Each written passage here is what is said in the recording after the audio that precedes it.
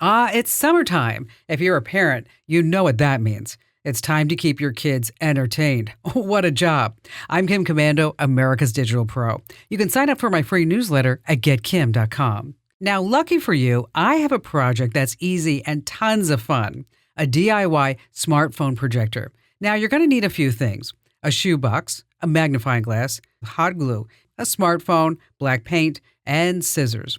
First, paint the shoebox black to minimize light reflection. Cut a hole in one end, just slightly smaller than the magnifying glass. Now, fit the magnifying glass into the hole and secure it with hot glue, making it super airtight. Next, place the smartphone inside the box at the opposite end from the magnifying glass. Then, adjust the phone's position forwards or backwards until you get a clear image. Make the room as dark as possible. Oh my gosh, this is amazing! Your projector is ready. Oh, one last step. The lens of the magnifying glass inverts everything. So, if your video is upside down, don't freak out.